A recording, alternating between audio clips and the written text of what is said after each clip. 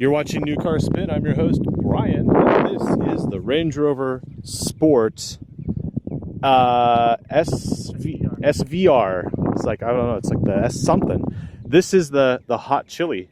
It's got the, are these Brembo brakes? Yeah. Brembo brakes, yep. Supercharged V8. Supercharged V8, okay. 575 horsepower. And this is Sean from Land Rover. How you doing? Good day today. Yeah, so this thing's really, really spicy, and you're going to be doing all the driving today, so... Yeah, we'll go see what it does, see if we can make some noise. Nice. Check this thing out. You want to start it up?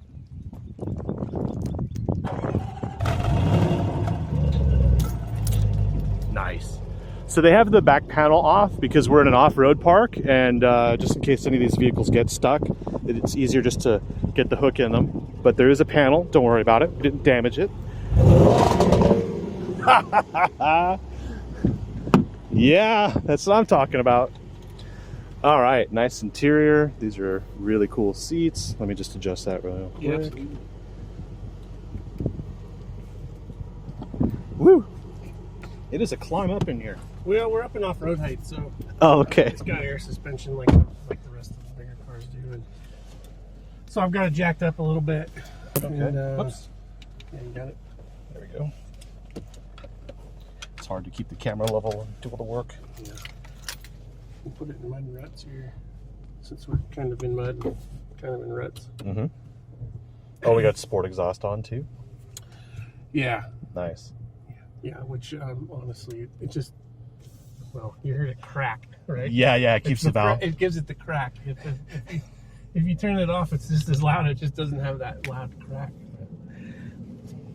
Some reason, especially us guys, we love that, right? Yeah, we do. Well, it's something like visceral. You got to communicate with other drivers on the road, and you do that through your exhaust. They say loud pipes save lives, right? I do, yeah. I don't think it should strictly apply to motorcycles.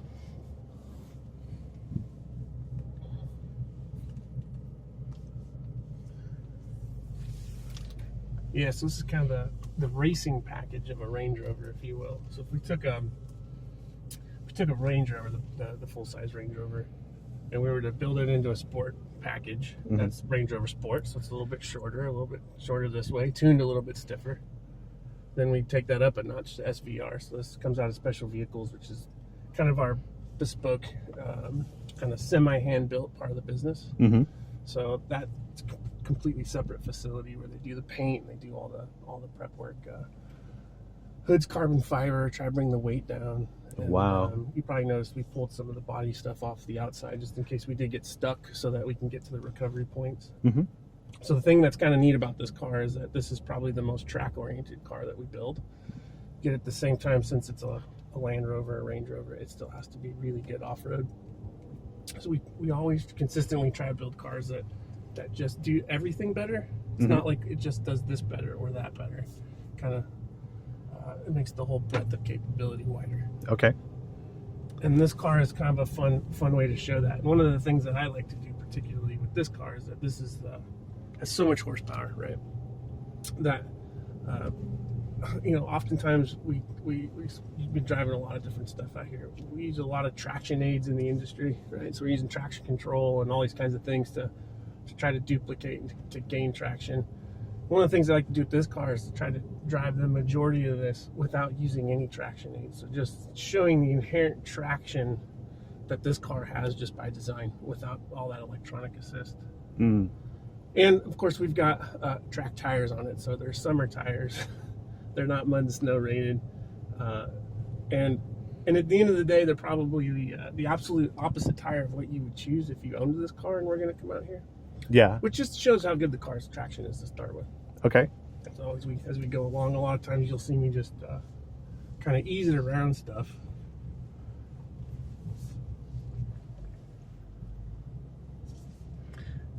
Yeah, I know that I went off in the Discovery with Donnie. Yeah. He's pretty experienced, and he was talking about like the way you go off-road, and you try and keep the vehicle level, and you want to keep like a momentum but stay smooth. And that's right. Yeah, and it was a very capable vehicle. Yeah, at the end of the day, it's actually really similar to track driving. Yeah. I mean, it's the other end of the spectrum speed-wise, but the driving part is actually very similar, which is that we're trying to take as many of the dynamics out of the car as we can, right? So if you're on a track, you wouldn't jam on the brakes, you wouldn't slam on the throttle. Everything's smooth and easy, and that's how you get fast, right? And deliberate too. It's the same thing here. So we just want to ease the car around, let it do its job.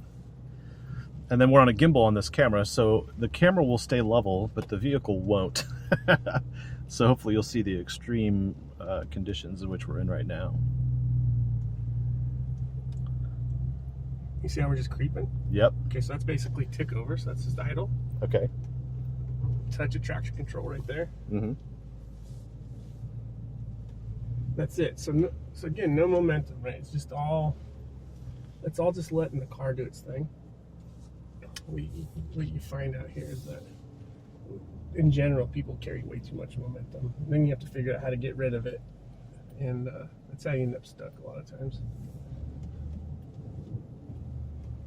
And then, of course, since we are in an SVR, I guess we should maybe have fun. just let it breathe a little.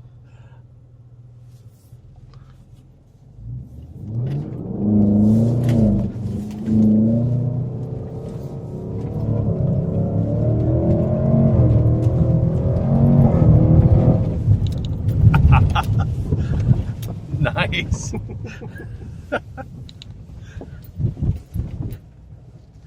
Oh yeah, it's always fun to have a joyride with an expert behind the wheel.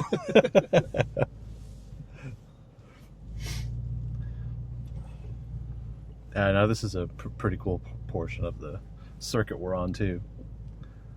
Just getting stickier, isn't it? Yeah. It's like the water levels come down, but it's just gotten muddier and muddier.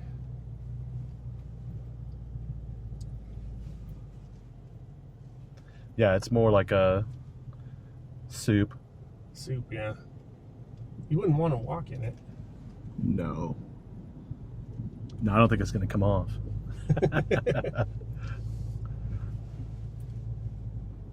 Adam from Texas Garage, what's up, man? Let's go back over that sand real quick. Yeah. Let's turn DSC off and see if we can get this thing to kick out a little bit. Excellent choice.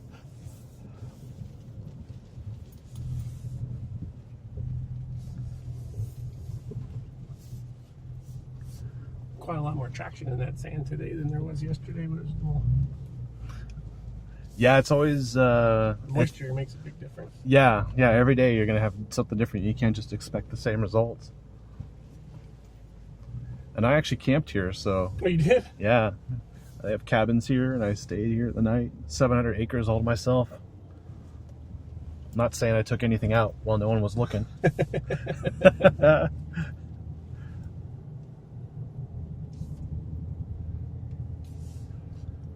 It's actually a pretty cool facility, isn't it?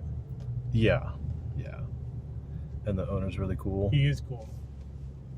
I mean, if I had 700 acres, I think I'd be pretty cool too. You say he just bought it. Yeah. Yeah, it's good for him.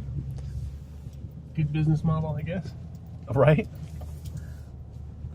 Business or maybe unintentional. Just fun. Yeah.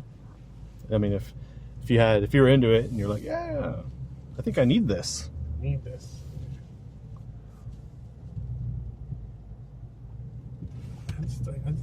I mean, I'm not from around here, so it's I'm always surprised with the pine trees, and Yeah.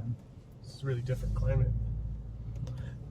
Yeah, It's even real sandy too. I mean, it's about an hour from Houston and 2 hours from Dallas. And the vegetation here is completely different from Dallas. Like I don't have any allergy issues here today. But you know, this environment is really cool though.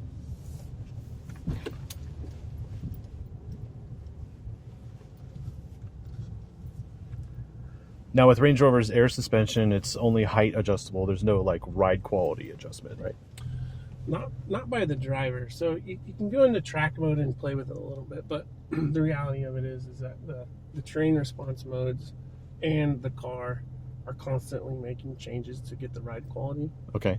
And that's part of how the terrain response system will work, is that it's constantly looking and saying, well, odds are if you're in this terrain, then this is what we want the car to do. Mm-hmm. So for instance, if we're in deep rocks, we want the suspension to be really pliable, right? We want a lot of articulation and being really plush.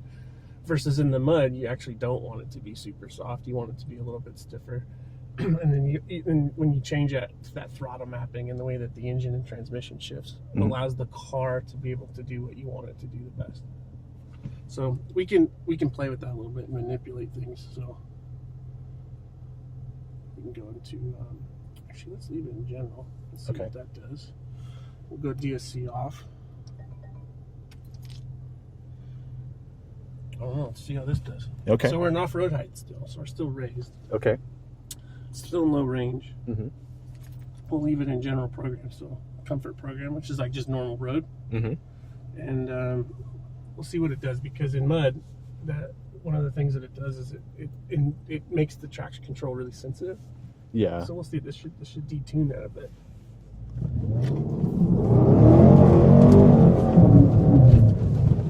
A little different. Yeah, it was right? cool. Yeah. that was it felt a lot faster, even though we were in a different mode. Like the way the control was. Maybe we just loop around, do it one more time in a different mode. Yeah. What we'll do is we'll go around one more time. We'll do it in sand mode. Okay. And what sand mode will do is, especially in the launch, changes the way that the transmission shifts quite a bit. And it deactivates DSC even more. Mm-hmm.